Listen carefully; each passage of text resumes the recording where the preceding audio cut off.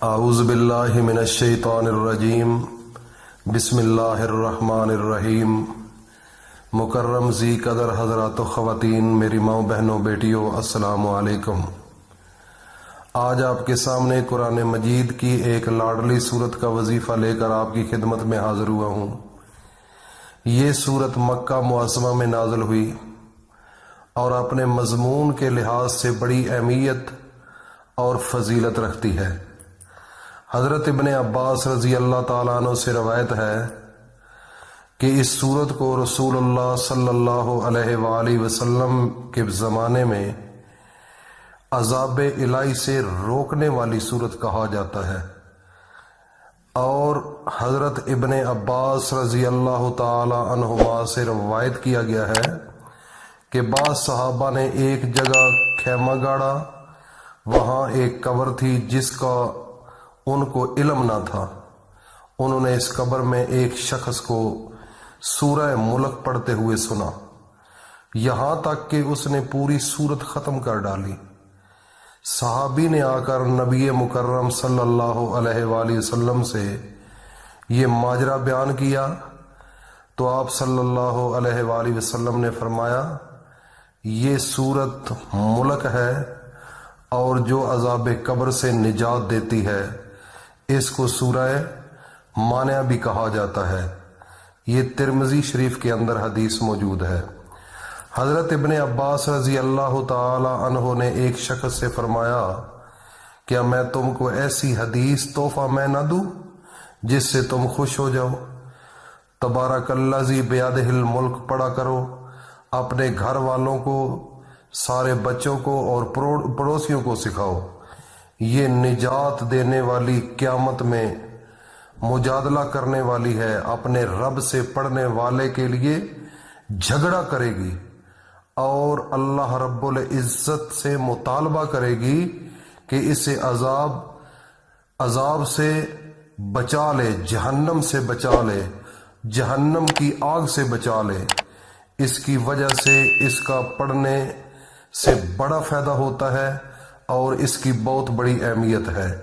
میرے بھائیوں اور دوستوں، میری ماں بہنوں بیٹیوں، حضرت ابو ہریرہ رضی اللہ تعالیٰ عنہ سے روایت ہے کہ رسول اللہ صلی اللہ علیہ وآلہ وسلم نے فرمایا کہ قرآن مجید کی ایک سورت 30 آیتوں والی ہے۔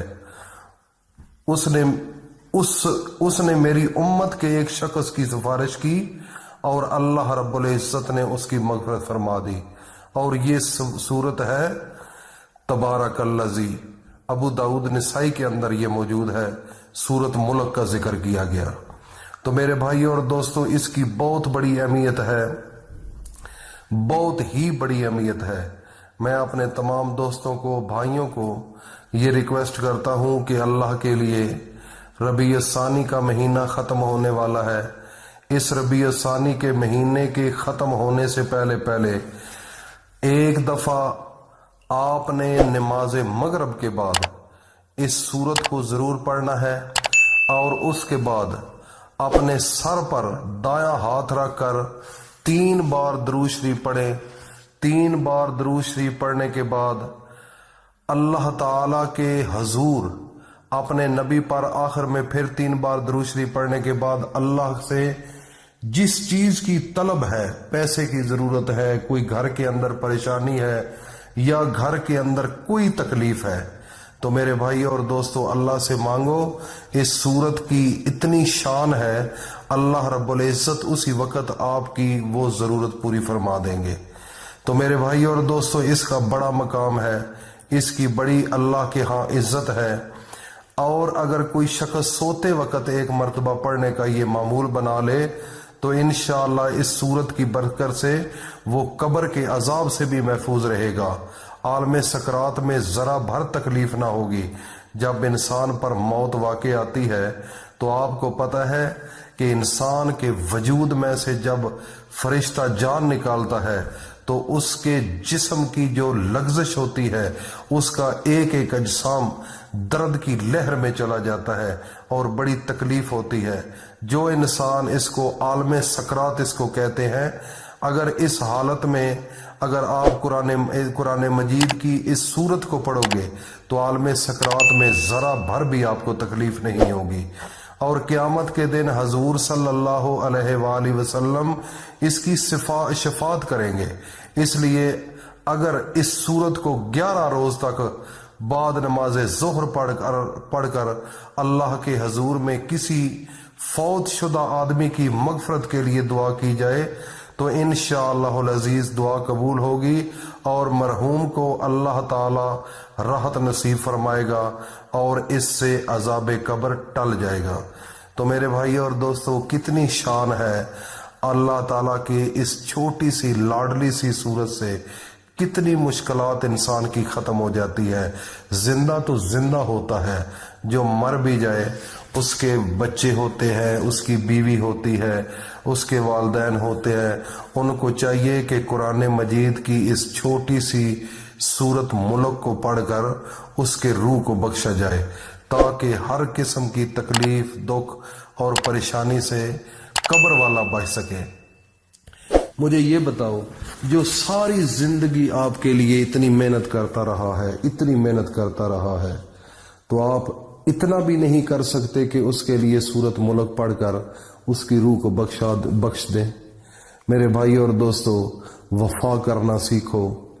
وفا یہ ہے کہ آپ مرنے کے بعد اس کے لیے 2 ہاتھ اٹھا لو۔ آپ کے لیے وہ ساری زندگی ذلیل ہوتا رہا، آپ کے لیے کماتا رہا، در در کی ٹھوکریں کھاتا رہا، بھوک اور پیاس کاٹتا رہا، رات کو جاگتا رہا، دن کو گرمی کی شدت میں آپ کے لیے مزدوری کرتا رہا، لیکن اگر آج وہ دنیا سے چلا گیا ہے تو اس کا اتنا حق بھی نہیں، اس کے لیے اتنی وفا بھی نہیں، اس کے لیے اتنی بھی آپ کے پاس وقت نہیں کہ آپ قرآن مجید کی ایک سورت پڑھ کر اس کے روح کو بخش دیں۔ کتنا دکھ لگتا ہے۔ قرآن مجید کے اندر ہے کہ وَبِالْوَالِدَيْنِ احسانا، اپنے والدین پر احسان کرو۔ احسان یہ ہوتا ہے جب انسان زندہ ہوتا ہے، اگر والدین نے آپ کو ایک بوری دانوں کی کھلائی ہے تو اگر آپ اپنی زندگی میں 1 بوری ان کو کھلاؤ گے تو یہ بدلہ ہے، یہ برابری ہے۔ احسان تب بنے گا جب 1 سے زیادہ کرو گے۔